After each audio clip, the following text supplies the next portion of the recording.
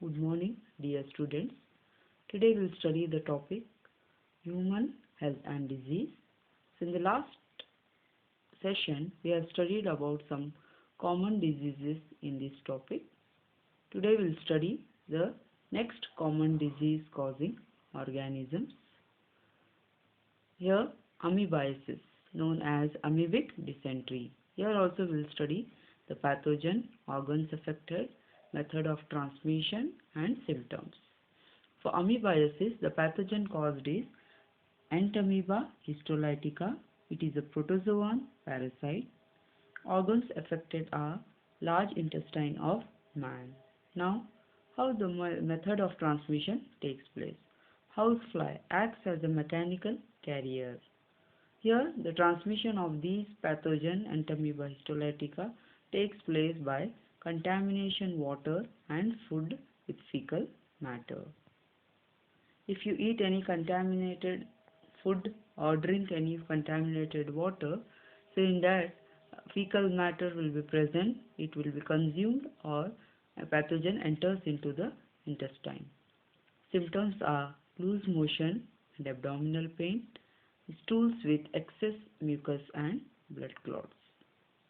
Next, we'll study about Ascariasis. Here also, we study the pathogen, organs affected, method of transmission, and symptoms. Pathogen for Ascariasis is Ascaris lumbricoides. It is a nematode. Organs affected here also, intestine of man. Then method of transmission by contaminated water, vegetables, fruits. If you eat any contaminated vegetables, fruits, or contaminated water, this ascaris enters into the intestine of man and causes the disease called ascariasis. Now, the symptoms. Internal bleeding will be there, muscular pain, pain in muscles, fever, anemia. The person becomes anemic. Then blockage of intestinal passage takes place. So this is about ascariasis. Next, we'll study about the disease filariasis, or also called as elephantiasis. Here also we study the pathogen, organs affected, method of transmission, and symptoms. The pathogen cause for this disease is Wucheria, Wucheria bancrofti, and Wucheria malli. These are the nematode parasites. Organs affected are lymphatic vessels of the lower limbs, genital organs. The method of transmission, biting of infected female Culex mosquito.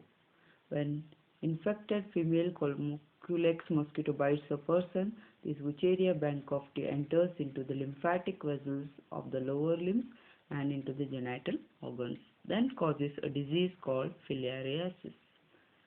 So symptoms of filariasis, chronic inflammation of the organs. In organs there will be inflammation. Then abnormal swelling of lower limb, as you can see in this picture, the swelling of lower limbs, scrotum and penis. There will be swelling in the lower limb also, in the scrotum, and in the penis also in the males. Hence, the disease named as elephantiasis or filariasis. Why it is called as elephantiasis? Because the lower limbs, that is the legs, it looks like an elephant leg. Means swelling will be there in the lower limbs as an elephant leg. So it is named as elephantiasis. So this is about filariasis. Next, we'll study about the disease called ringworm.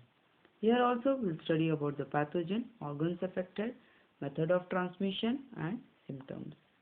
Pathogen for ringworm is Microsporum, Trichophyton, and Epidermophyton. These are the fungi. So organs affected are skin, nails, folds of skin, and groin.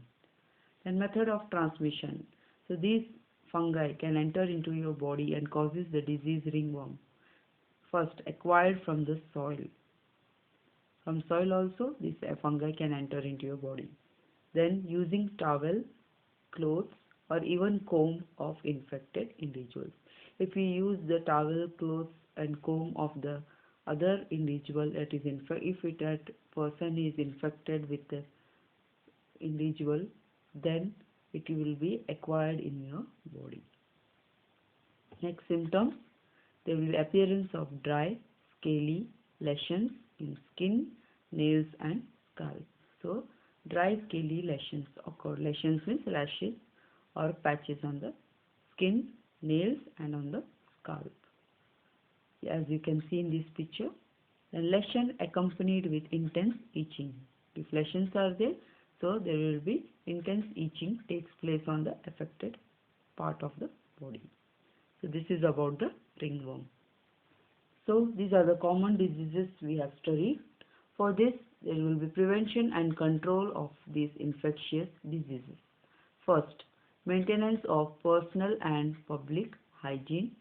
Then personal hygiene includes consumption of clean drinking water, food, vegetables, fruits, keeping the body clean. So we should always be personal hygienic, that is using the consumption of clean drinking water, eating consumption of clean food, vegetables or fruits, and we should keep our body clean also.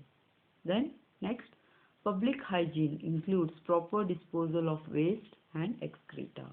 We should maintain the public hygiene also, so there should be proper disposal of waste and excreta. Then periodic cleaning water reservoirs, pools. So water reservoirs and pools should also be cleaned periodically. Then avoiding close contact with infected persons. So we should avoid the close contact with the persons who are infected with the infectious diseases. Next, for vector-borne diseases, controlling vectors and the breeding places. So those who are suffering from vector-borne diseases, they have to control the vector and the breeding places. Next, avoiding stagnation of water in and around residential areas. So where you live near your home, your residential area, there the stagnation of water should not be there. We should avoid that.